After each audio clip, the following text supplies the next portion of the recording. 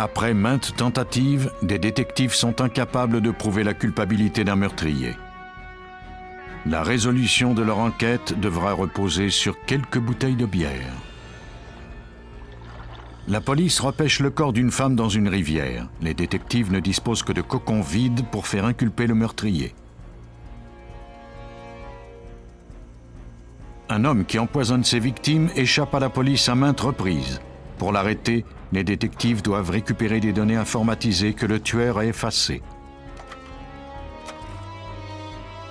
Contrairement à l'image qu'en a fait Hollywood, les policiers ont rarement la chance de disposer de l'arme du crime ou d'empreintes digitales. Cependant, ils savent trouver des indices très précieux dans les lieux les plus inusités. Ils font appel à la science pour recueillir ces indices peu banals.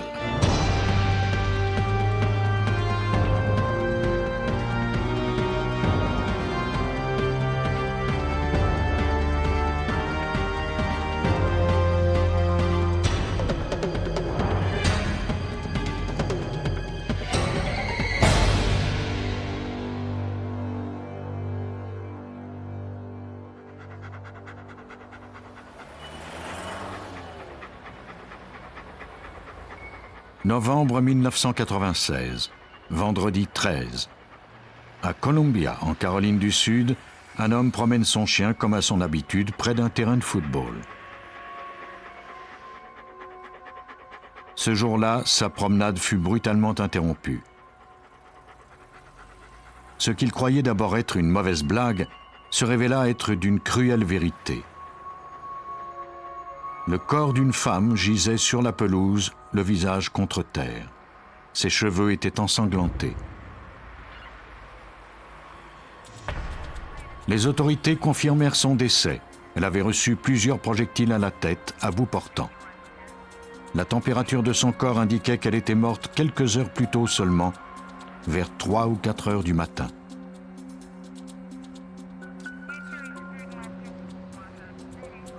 Les experts ratissèrent le sol. Comme ils ne savaient pas encore quels indices allaient se révéler importants, ils photographièrent et recueillirent tout ce qui traînait par terre près du corps de la victime. Une épaulette semblait avoir été arrachée d'un chemisier, peut-être au cours d'une lutte. Le sac de la victime était vide, ce qui signifiait que le meurtre avait sans doute été motivé par le vol. La police recueillit 2 bouteilles de bière. Peut-être pourrait-on y retrouver les empreintes digitales du meurtrier. Il était encore trop tôt pour le savoir. Pendant la collecte d'indices, la police découvrit 3 cartouches et 2 douilles. Le meurtrier semblait avoir tué sa victime sur place et n'avait pas pris la peine de transporter son corps pour le cacher. Ces indices pourraient servir de base à une analyse balistique lorsque la police disposerait d'un suspect et d'une arme.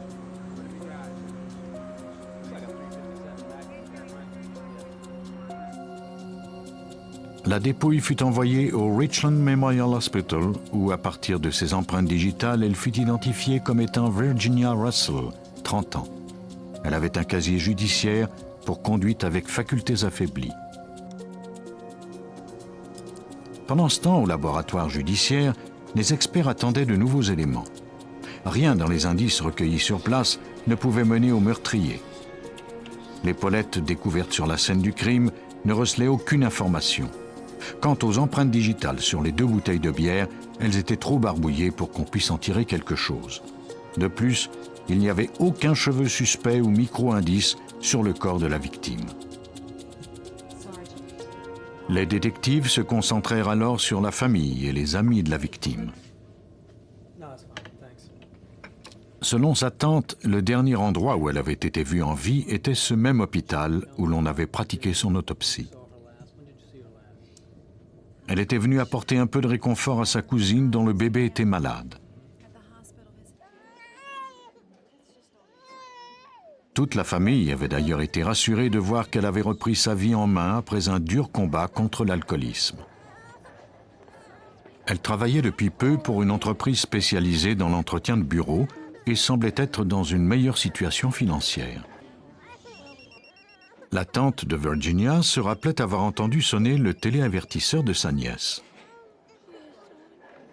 Virginia avait alors fait un coup de fil puis noter le chemin pour se rendre à une adresse dans la ville voisine d'Olympia.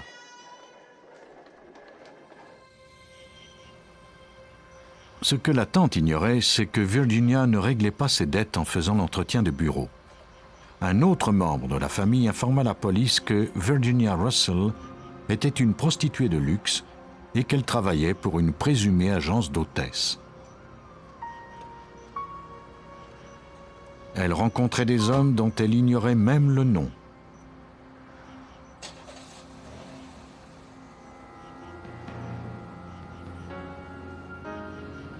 Avec de tels suspects potentiels, il serait plutôt difficile de résoudre cet homicide.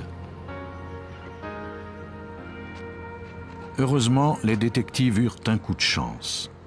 Le lendemain de la découverte du corps, ils retrouvèrent la voiture de la victime dans un stationnement à Olympia. Il y avait du sang sur le tableau de bord.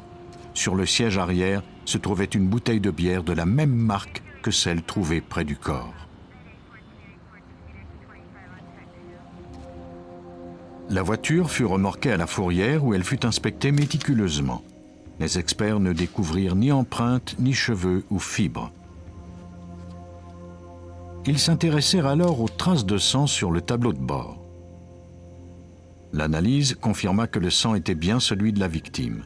Il était possible que Virginia Russell ait reçu le premier projectile à bord de la voiture.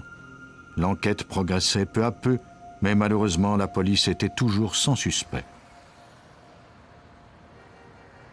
Lorsque l'enquête fut confiée au sergent Andrew Caldwell du bureau du shérif de Richland County, ce dernier eut immédiatement l'impression qu'il ne s'agissait pas d'un cas isolé. Il travaillait déjà sur une enquête de viol et se demandait si le même individu avait pu commettre les deux crimes. Quelques éléments étayaient son hypothèse. Les deux femmes étaient toutes deux prostituées de luxe et travaillaient pour des agences d'hôtesses. De plus, la voiture de Virginia Russell avait été retrouvée à environ 100 mètres de l'endroit où la première victime avait été violée. Si Caldwell parvenait à résoudre le viol, il disposerait peut-être d'un suspect pour son autre enquête. Le soir du 10 novembre, 3 jours avant la mort de Virginia Russell, le chauffeur d'une agence d'hôtesse avait déposé une prostituée de 20 ans à Olympia. Elle avait rendez-vous avec un certain Daniel Davis. L'homme l'avait immédiatement assailli. Si elle voulait vivre, lui avait-il dit, elle allait devoir se soumettre à ses volontés et exécuter ses ordres à la lettre. Il l'avait traînée de force jusqu'à la chambre à coucher pour la violer. Après l'agression, il avait vidé le porte-monnaie de la jeune femme et l'avait chassée de l'appartement. Elle errait toujours confuse lorsqu'il prit la fuite. Elle avait eu l'occasion de le regarder une dernière fois avant de demander de l'aide. Daniel Davis était un nom d'emprunt. Les détectives découvrirent que l'appartement avait été loué à un homme qui s'appelait Roy Beck. Sa description correspondait à celle que la victime avait donnée de son assaillant. Il était déjà connu de la police.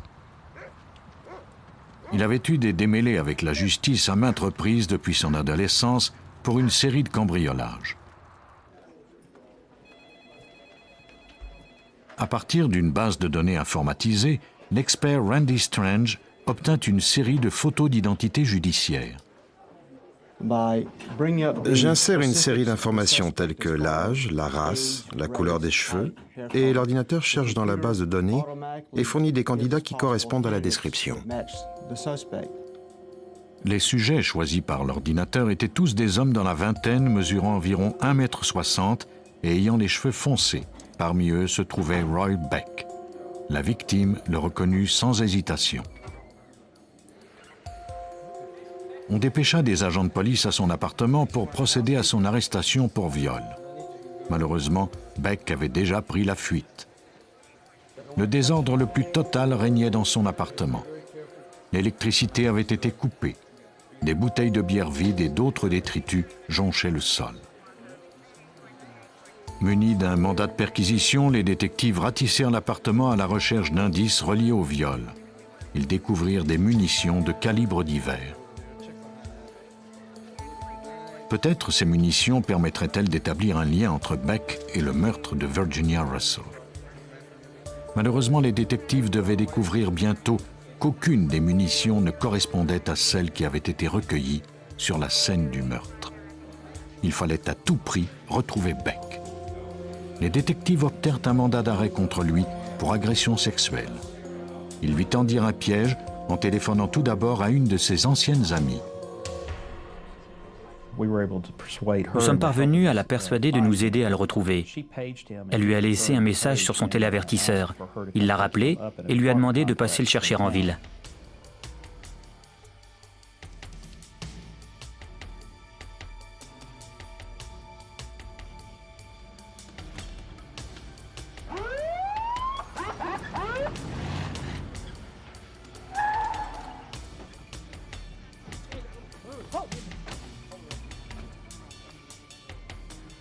Beck fut conduit au poste pour un interrogatoire. Pendant ce temps, les détectives fouillèrent le nouvel appartement du suspect. Il s'agissait en fait de celui d'un de ses amis, Richard Bulliard. Ce dernier autorisa la police à fouiller les lieux et leur montra même une arme à feu chargée à bloc sur le canapé. Les policiers s'apprêtaient à découvrir une autre arme. Nous avons découvert un gros couteau de chasse de style Rambo qui correspondait à la description qu'en avait faite la victime du viol. Il y avait également un bottin téléphonique dans sa chambre, dans lequel il avait souligné plusieurs agences d'hôtesse. Les policiers envoyèrent l'arme à feu, le couteau ainsi qu'une de ses paires de bottes au laboratoire judiciaire. Ils espéraient enfin pouvoir prouver formellement la culpabilité de Beck. Les experts du service balistique constatèrent que l'arme à feu découverte chez Bulliard était celle-là même qui avait servi à tuer Russell. Quant aux bottes du suspect, elles étaient tachées du sang de la victime. Confronté à ces preuves, il serait difficile pour Beck d'échapper à une accusation de meurtre. Pourtant, il tenta de rejeter le blâme sur son ami Richard Bulliard. L'arme était enregistrée au nom de ce dernier. Beck déclara également que les bottes appartenaient à son ami. La police était dans l'impasse. Les pièces à conviction avaient toutes été recueillies dans l'appartement de Bulliard. Il serait difficile de prouver que Beck mentait. Les seuls autres indices dont la police disposait et qui pouvaient servir à démontrer un éventuel lien entre le suspect, Virginia Russell, et la voiture de cette dernière étaient les 6 bouteilles de bière de la même marque. Les experts avaient recueilli 2 bouteilles vides près du corps de la victime, 3 autres bouteilles vides dans l'appartement de Roy Beck et une bouteille intacte dans la voiture de la victime. Si on pouvait démontrer que ces 6 bouteilles provenaient toutes du même carton d'emballage, on pourrait ainsi prouver que Beck s'était trouvé en présence de Virginia la nuit du meurtre. Malheureusement, on n'avait retrouvé aucune empreinte digitale. La brasserie Anheuser-Busch distribue près de 200 millions de bouteilles Michelob chaque année. Prouver que les 6 bouteilles faisaient partie d'un seul et même emballage serait difficile, mais sans cette preuve, Roy Beck risquait d'échapper à une condamnation. Afin de prouver un lien entre un meurtrier et sa victime, des détectives de la Caroline du Sud vont devoir démontrer que quelques bouteilles de bière proviennent du même carton d'emballage. Ils se rendent à l'usine d'embouteillage de Williamsburg, en Virginie. Mark Landers, responsable du contrôle de la qualité, leur explique ce que signifie le code imprimé sur les 6 bouteilles. Le code en question était 17 octobre 96, suivi de WF58. La date indiquait le jour de l'embouteillage. Le W signifiait Williamsburg et le F désignait une chaîne de montage en particulier. Quant au 58, il signifiait que la bière avait été embouteillée au cours de la 58e période de 15 minutes cette journée-là. Après l'embouteillage et l'étiquetage, les bouteilles sont placées dans des cartons de 6. Les bouteilles produites dans la même période de 15 minutes porteront toutes le même code. Pour Landers, il était évident que les bouteilles recueillies chez Beck provenaient du même carton que celles qui avaient été découvertes près du corps de la victime. La preuve était incontestable. À première vue, ces bouteilles étaient sans grande valeur. Pourtant, elles avaient permis aux détectives de reconstituer les derniers moments de la vie de Virginia Russell en compagnie de Beck. Après avoir quitté l'hôpital, elle s'était rendue chez Beck où ils avaient bu les 3 premières bières. Les policiers croient que Beck a découvert une grosse somme d'argent dans son sac alors qu'elle s'était absentée de la pièce.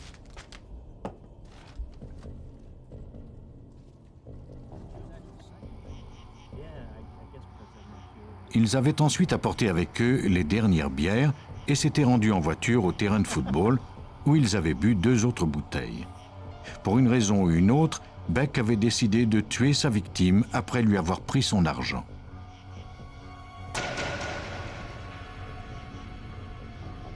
Il lui avait tiré une balle dans la nuque, l'avait sortie de la voiture, puis avait tiré encore à 2 reprises pour l'achever. Il s'était enfui avec l'argent de la victime et avait abandonné son auto à quelques minutes à pied de chez lui, y laissant la dernière bouteille de bière et l'indice qui permettrait de prouver sa culpabilité. Grâce aux soins méticuleux des détectives à n'éliminer aucun indice, Beck paierait pour son crime. Il fut condamné à la prison à vie. Parfois, ce ne sont pas les indices eux-mêmes qui permettent de résoudre une enquête, mais plutôt dans quelles conditions ils sont découverts.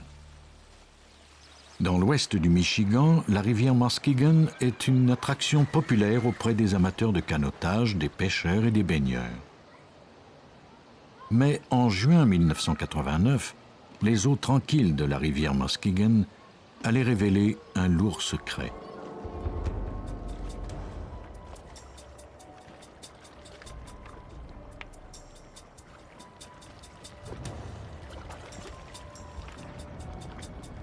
Deux plongeurs amateurs exploraient le lit de la rivière à la recherche de quelques trésors, des moteurs, de l'équipement de pêche ou de vieilles ancres.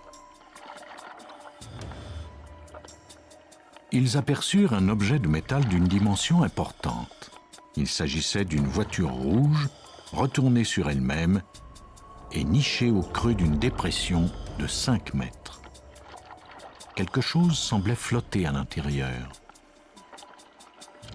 Les plongeurs s'approchèrent pour regarder à l'intérieur du véhicule lorsqu'ils aperçurent un visage humain boursouflé. Ils alertèrent immédiatement la police.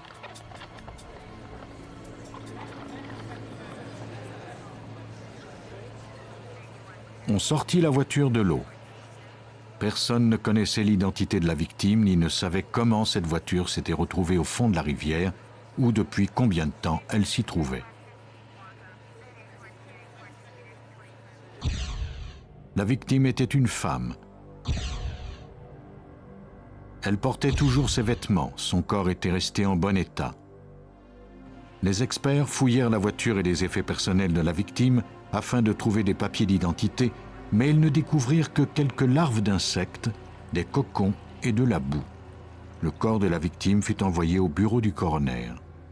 Le médecin légiste qui devait pratiquer l'autopsie était confronté à 2 tâches.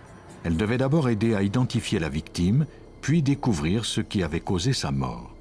Elle prit ses empreintes et fit une radiographie de sa dentition. La victime semblait avoir subi des blessures à la tête. Cette femme n'était pas morte d'un accident de voiture. Elle avait reçu au moins 6 violents coups à la tête avec un objet contondant. Le médecin légiste put également déterminer qu'elle était déjà morte au moment où sa voiture avait plongé dans la rivière. Quelqu'un avait tenté de cacher son corps en poussant son véhicule dans les eaux sombres de la rivière. Pendant que le médecin pratiquait l'autopsie, la police effectua une vérification des plaques d'immatriculation de la voiture. Elle appartenait à un homme qui travaillait dans une maison de retraite. Il s'appelait David Smith et vivait tout près de la rivière Muskegon. Le nom de David Smith intrigua tout de suite les policiers du service de police de Fremont. En effet, 9 mois plus tôt, soit le 2 octobre, ce dernier s'était rendu au poste de police pour signaler la disparition de sa femme. Les policiers avaient d'abord cru que la femme de Smith avait décidé de quitter son mari après une querelle de ménage. Smith avait déclaré à la police que son mariage de 5 ans avec la Coréenne Ha-young ne fonctionnait plus. Lors de leur dernière dispute, elle lui avait lancé une assiette au visage avant de monter en voiture et de s'en aller. Après l'interrogatoire, l'agent de police lui a suggéré d'entrer en contact avec des parents et amis afin de vérifier si l'un d'entre eux avait eu de ses nouvelles. Il lui a ensuite demandé de transmettre cette information au service de police. Quelques mois s'étaient écoulés sans que David Smith n'entre en contact avec la police. Lorsque les détectives avaient finalement tenté d'effectuer quelques vérifications à son sujet, ils avaient été surpris par leur découverte. Lors d'interrogatoires d'amis et de la famille de Smith, ils avaient constaté que ce dernier ne semblait pas s'inquiéter au sujet de son épouse. 4 jours après sa disparition, il avait entamé des procédures de divorce et n'avait pas tardé à fréquenter quelqu'un d'autre. Les détectives apprirent aussi qu'il avait vendu les bijoux de sa femme. De toute évidence, Smith ne s'attendait pas à la revoir. Bien que son comportement fût suspect, il n'était cependant pas illégal. Tout semblait indiquer qu'il s'agissait d'un homicide, mais la police ne disposait malheureusement pas du corps de la victime. Il faudrait d'abord retrouver Ha-young morte ou vive. En février 1989, 4 mois avant la découverte du corps dans la rivière, Brookens avait demandé l'aide de la police d'État du Michigan. Les détectives du Michigan étaient entrés en contact avec les amis de Ha-young aux États-Unis, mais aussi de son pays d'origine, la Corée. Aucun d'entre eux ne l'avait revue depuis le mois de septembre. Elle avait disparu depuis 5 mois et les chances de la retrouver étaient de plus en plus minces.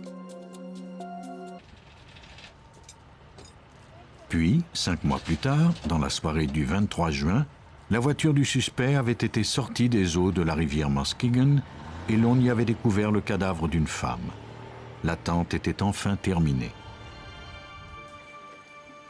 Suite à la découverte du corps, les détectives purent obtenir un mandat de perquisition de la maison de David Smith qu'il partageait maintenant avec sa nouvelle petite amie.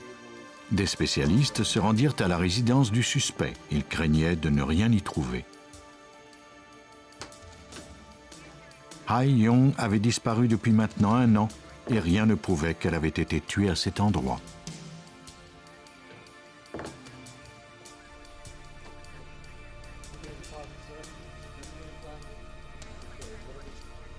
Les experts utilisèrent un éclairage au laser pour vérifier s'il y avait des taches de sang suspectes. Cette source de lumière a la propriété de traverser la peinture et de rendre fluorescente toute trace de sang. Ils remarquèrent bientôt quelques traînées de sang sur le mur de la cuisine. Un peu plus bas, ils découvrirent ce qu'ils cherchaient. Derrière le réfrigérateur se trouvaient d'autres éclaboussures. Les techniciens du laboratoire judiciaire ont aussitôt concentré leurs efforts à cet endroit. Et ils ont enlevé la moulure contre le mur et découvert un endroit où se trouvait une quantité importante de sang humain. Il semblait bien que le meurtre ait eu lieu à cet endroit. Grâce à l'analyse des éclaboussures de sang et de la façon dont elles étaient disposées, les détectives parvinrent à corroborer les conclusions du médecin légiste. Une personne y avait bien reçu des coups répétés d'un objet contondant. La quantité de sang retrouvée permettait de conclure que la personne avait été blessée mortellement. Les détectives étaient cependant confrontés à un problème de taille. Ils avaient démontré qu'il ne s'agissait pas du sang de David, mais ne disposait pas du groupe sanguin de Ha-young. De plus, elle était restée trop longtemps dans l'eau pour que l'on puisse effectuer une analyse sanguine. Quant au test d'ADN, les analystes en étaient encore à leur premier balbutiement à cette époque. Les détectives savaient qu'une personne avait été battue brutalement dans cette cuisine, mais ils ne pouvaient pas prouver hors de tout doute qu'il y avait eu homicide. Pour procéder à l'arrestation de Smith, il faudrait d'abord démontrer son implication dans le meurtre de sa femme. Peut-être y avait-il moyen de coincer Smith dans ses propres mensonges. En janvier, ce dernier avait déclaré à des amis savoir que Ha-young était encore en vie. Si la police parvenait à prouver que son corps était déjà à cette date dans les eaux de la rivière Muskegon, on démontrerait du même coup que Smith avait menti et donc volontairement caché son crime. Malheureusement, la police avait d'abord un obstacle à surmonter. Nous savions comment et pourquoi elle était morte, mais nous étions incapables de déterminer depuis quand, à cause de l'état de conservation de son corps. Puis, Miller eut une idée. Il se rappelait que les experts avaient découvert des cocons dans une des ailes de la voiture et sur le pare-brise. Il savait qu'on peut parfois faire appel à des entomologistes pour déterminer à quel moment la mort a eu lieu. Il espérait que les cocons pourraient être analysés en dépit du fait qu'ils avaient été submergés pendant si longtemps. Afin de prouver le lien entre David Smith et la mort de son épouse, les détectives du Michigan devaient déterminer combien de temps le corps de la victime s'était trouvé dans la rivière. Les seuls indices dont ils disposaient étaient des cocons. Ils firent appel à l'entomologiste Richard Merritt pour qu'il tente de découvrir quelque chose à partir de ces témoins plutôt invraisemblables. Lorsque j'ai reçu les spécimens du détective Miller, j'ai constaté qu'il s'agissait de cocons de mouches noires. J'étudie cet insecte depuis 20 ans. J'ai tout de suite su que je pouvais contribuer à cette enquête. Grâce au cycle de vie des mouches noires, Merritt pourrait calculer à quel moment la voiture avait été poussée dans la rivière. Comme tous les insectes, la mouche noire a un cycle de vie qui s'échelonne sur 4 étapes. La première est la ponte. Les mouches noires de la rivière Muskegon pondent en novembre ou en décembre et ces œufs se transforment ensuite en larves. Les mouches restent à l'état larvaire dans la rivière et croissent en s'accrochant à ce qu'elles peuvent. Il peut s'agir de feuilles mortes, de roches. Dans ce cas-ci, il s'agissait d'une voiture. En avril ou en mai, les larves se transforment en pupe.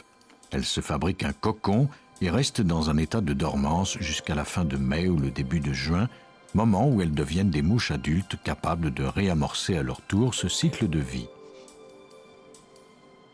La présence de cocons sur la voiture de Hai Yong indiquait que le véhicule n'avait pas pu se retrouver dans la rivière après le mois de novembre.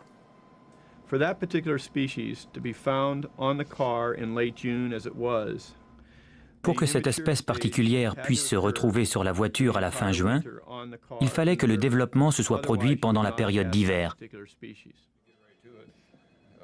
Ainsi donc, David Smith avait menti à propos de sa femme.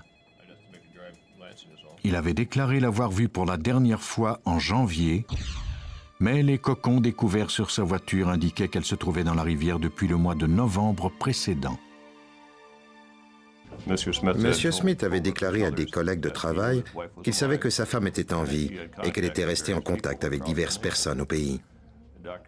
Les analyses de Richard Merritt sur la mouche noire et les larves que nous avons découvertes sur le véhicule prouvaient hors de tout doute que c'était tout simplement impossible, puisque le corps se trouvait déjà dans les eaux de la rivière Muskegon. Grâce à l'entomologie, on était parvenu à prouver que Smith mentait, sans doute pour cacher son implication dans le meurtre. De plus, peu après que la presse ait fait état de la nouvelle du meurtre, un des collègues de Smith s'était présenté à la police pour déclarer que ce dernier avait tenté de se trouver un tueur à gages 1 mois avant la disparition de Hai Yong. La police fit émettre un mandat pour examiner la liste des appels téléphoniques de Smith. En septembre, il avait fait plusieurs téléphones à 2 endroits différents à Pittsburgh. Le premier numéro était celui de l'entreprise de nettoyage à sec où son père travaillait, et le second, celui de son collègue Kenny Lamont Latimer.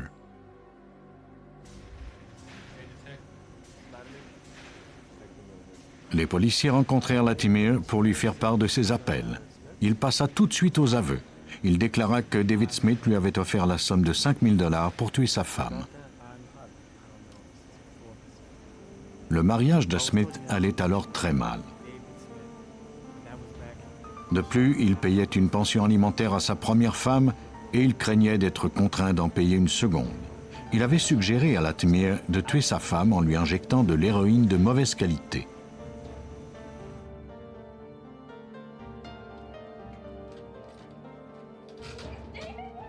Mais ce plan n'avait pas fonctionné et Smith avait alors battu sa femme à mort avec une statuette de bois. Les 2 hommes avaient ensuite mis le corps dans la voiture et poussé le véhicule dans la rivière.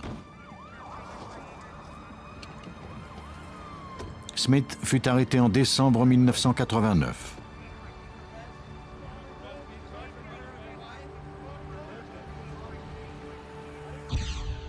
Il fut jugé coupable de meurtre et condamné à une peine maximale de 20 ans d'emprisonnement. De son côté, Kenny Lamont Latimer écopa d'une peine de 20 à 60 ans d'emprisonnement et le père de Smith de 5 ans pour complicité.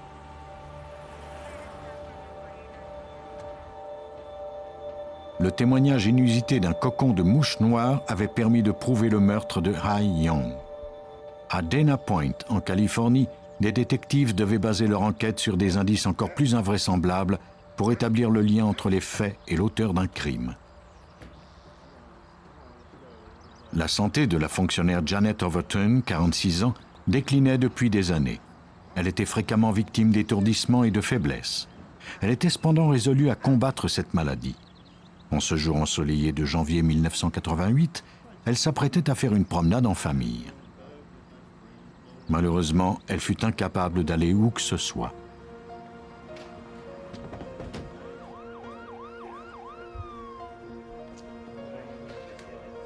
Richard, le mari de Janet, appela une ambulance, mais il était déjà trop tard.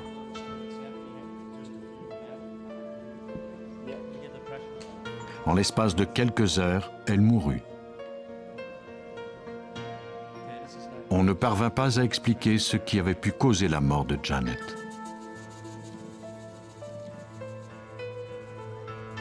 Lors d'une autopsie de routine, le médecin légiste effectua une analyse de son sang et de ses tissus. Les résultats étaient normaux. Janet Overton n'était pas morte des suites d'une intoxication à un quelconque médicament. La mort de Janet était aussi étrange que la mystérieuse maladie qui l'accablait de son vivant. Depuis 4 ans, elle avait perdu beaucoup de poids et souffrait de douleurs à l'estomac. De plus, elle se plaignait de picotements aux doigts et était victime d'attaques d'urticaire. Elle avait consulté quantité de spécialistes qui lui avaient fait passer toute une kyrielle d'analyses. Malheureusement, aucun d'entre eux ne pouvait expliquer la présence de ces symptômes. Elle ne souffrait d'aucune allergie ni d'infection virale et ne semblait pas avoir de problème bactérien. Le service judiciaire fit appel au toxicologue Paul Sedgwick. Ils étaient complètement déroutés. Ils avaient tout vérifié. Il y avait des piles d'analyses. Et à ce que j'ai pu voir, ils ne sont jamais parvenus à trouver une cause aux symptômes dont elle souffrait. Les médecins s'entendaient cependant tous pour dire que le corps de Janet était tout simplement ravagé. Le bureau du coroner ordonna que soient prélevés des échantillons de son sang et de ses tissus avant d'autoriser sa crémation. La cause de sa mort aurait pu ne jamais être élucidée, mais le lieutenant Tim Carney du service des homicides de la police de Orange County reçut un appel déterminant qui lui permit d'ouvrir une enquête. 6 mois après le décès de Janet, Dorothy Boyer, la première femme de Richard Overton, déclara aux policiers qu'il devrait peut-être fouiller le passé de son ex-mari. Sa fille venait de passer quelques jours chez son père où elle avait fait une étrange découverte. En fouillant dans les choses de son père, elle avait trouvé par hasard une seringue, des gants de caoutchouc et un tube de mascara. Quand elle en avait fait part à sa mère, cette dernière avait décidé de téléphoner à la police. Carney dut reculer 20 ans en arrière pour découvrir le secret de la famille Overton.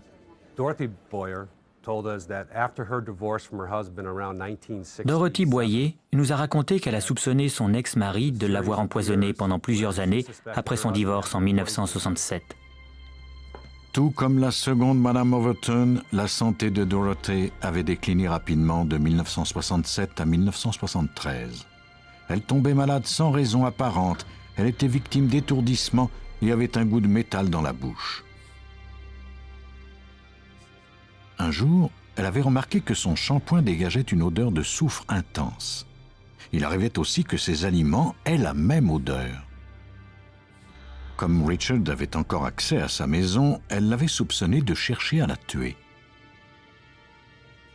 Elle avait alors décidé de lui tendre un piège.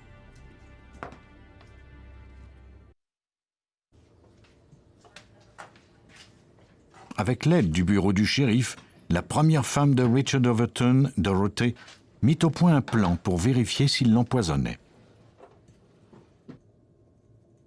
Elle nettoya une nouvelle boîte de café avec de l'alcool à friction, puis fit une petite encoche sur le couvercle afin de savoir si quelqu'un l'ouvrait.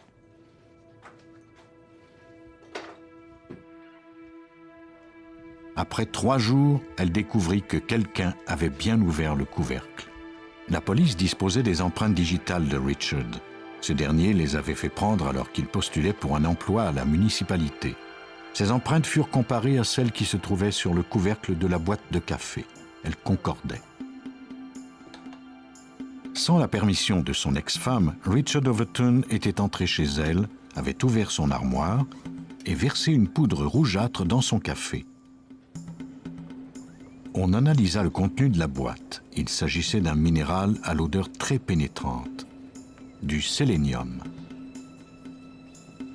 En petite quantité, le sélénium est un élément nécessaire à la santé, mais lorsqu'il est administré en dose massive, c'est un poison très dangereux. Richard fut convoqué au poste pour interrogatoire. Il commença par nier avoir empoisonné Dorothy, mais passa aux aveux lorsqu'on lui présenta les preuves retenues contre lui. Dorothy accepta de laisser tomber les accusations à condition de ne plus jamais le revoir. Aujourd'hui, soit 20 ans plus tard, Richard Overton devrait subir un nouvel interrogatoire, cette fois au sujet de l'empoisonnement de sa deuxième épouse, Janet. Avant de le faire inculper, les détectives devaient cependant vérifier s'il y avait bien présence de sélénium dans les échantillons de Janet Overton. Les 2 épouses Overton semblaient avoir été affligées des mêmes symptômes. Selon le lieutenant Carney, l'histoire semblait vouloir se répéter. Nous avons comparé le dossier médical de Dorothy Boyer, vers la fin des années 60 et le début des années 70, à celui de Janet Overton dans les années 80. Et nous avons constaté que ces symptômes correspondaient exactement à ceux que les manuels décrivent lors d'un empoisonnement aux métaux lourds. Était-il possible que le tube de mascara découvert par la fille de Richard contienne du sélénium? L'analyse pour découvrir les traces de ce minéral est très simple. On dissout l'échantillon en question dans une éprouvette. On ajoute ensuite quelques produits chimiques, dont de l'acide hydrochlorique. Si la solution devient rouge, c'est qu'il y a présence de sélénium.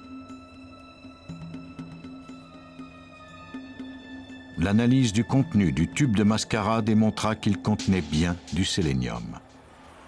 Les détectives téléphonèrent au manufacturier de mascara qui leur confirma qu'aucun de leurs produits ne contenait de sélénium.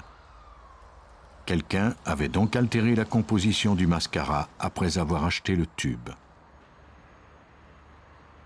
Il ne restait plus qu'à analyser les échantillons de tissu de la victime et l'enquête était pratiquement résolue.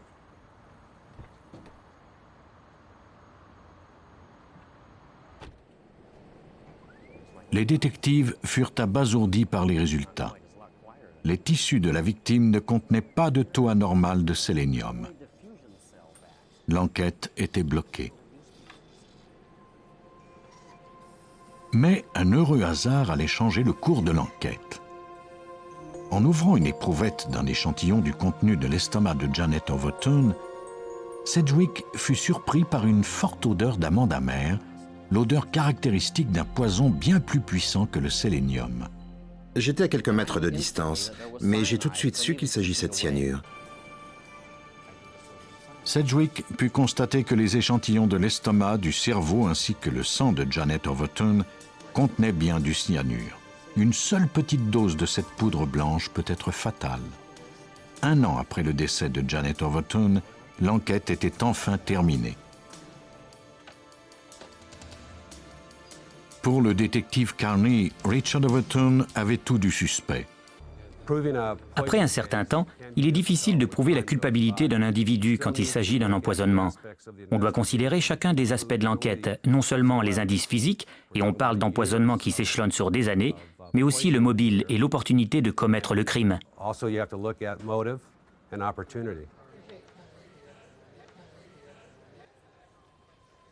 Au début, les policiers ne laissèrent pas entendre à Richard qu'ils étaient au fait des tentatives d'empoisonnement de sa première femme. Ils lui demandèrent simplement qui, à son avis, avait pu vouloir empoisonner Janet.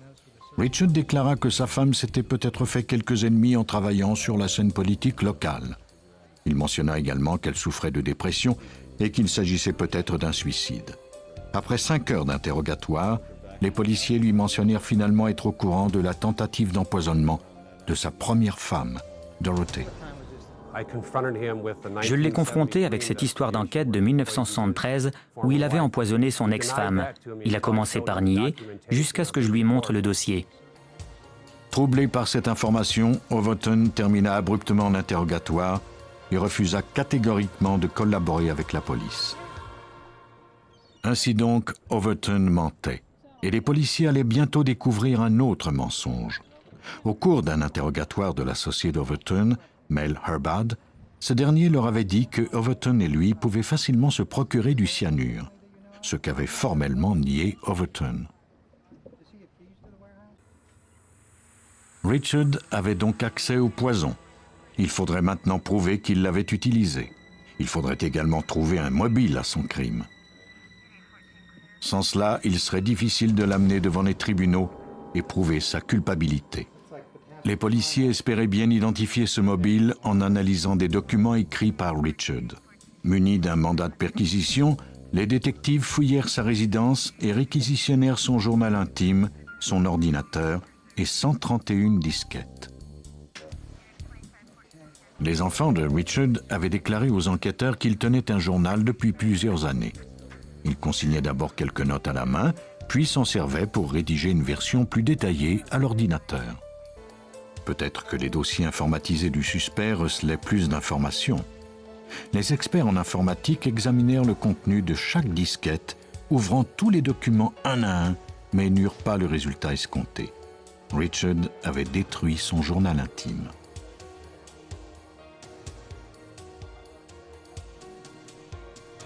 Les experts allaient bientôt avoir un coup de chance. Ils remarquèrent des lignes de texte mélangées les unes aux autres. Certaines d'entre elles semblaient provenir du journal intime du suspect. Peut-être que les données n'étaient pas complètement détruites après tout. Il faudrait trouver une façon de les récupérer. Pour la première fois dans l'histoire de Orange County, des experts en informatique participaient à l'enquête d'un homicide. Overton avait effacé tous ses dossiers, mais l'expert William Riddle savait qu'il y avait de grandes chances que l'information soit toujours dans l'ordinateur du suspect. La plupart des gens ignorent que lorsqu'ils effacent des données, celles-ci se trouvent toujours dans l'ordinateur. En fait, c'est comme si l'ordinateur informait le système en charge du contenu de libérer un espace pour stocker de nouvelles données. Ainsi, les nouvelles données seront inscrites par-dessus les anciennes.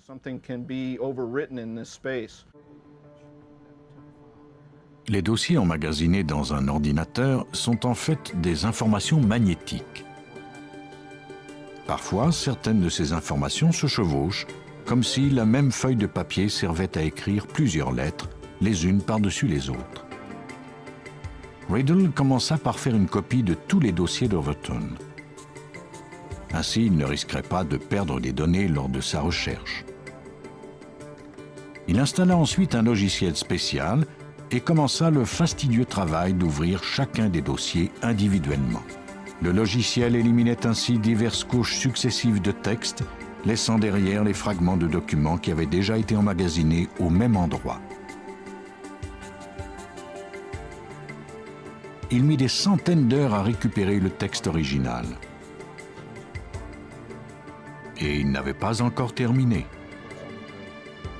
Il faudrait ensuite remettre le texte dans le bon ordre en se basant sur le journal manuscrit du suspect. Les phrases désordonnées avaient maintenant un sens. Sur son disque dur, on a retrouvé une phrase où Richard Overton déclarait que le rapport amour-haine qu'il avait avec sa femme s'était transformé en haine pure et que quelque chose était sur le point de se produire. Il a écrit cela quelques jours seulement avant son décès, le 24 janvier. Les détectives croient que Richard en voulait à sa femme pour ses infidélités, et qu'il était jaloux du succès politique qu'elle avait eu en dépit du fait qu'elle avait peu de scolarité.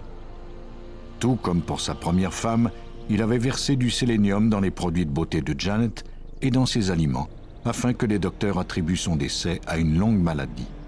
Puis, il avait cessé de lui administrer le poison afin que son organisme l'élimine et il lui avait ensuite administré une dose massive de cyanure. Il était convaincu que les médecins n'y verraient que du feu. Il avait presque réussi. Si les policiers n'étaient pas parvenus à récupérer les données de son journal intime, il aurait été impossible de prouver sa culpabilité.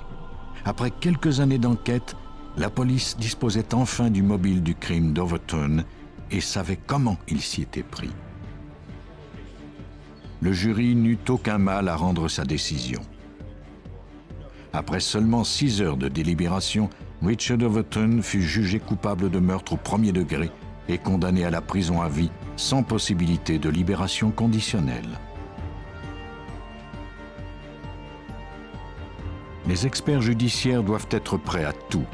Ils doivent tout autant récupérer des données informatiques effacées que tirer des informations de bouteilles de bière ou de cocons d'insectes. Parfois, les indices les plus invraisemblables sont ceux qui sont les plus incriminants. Il s'agit seulement de les découvrir.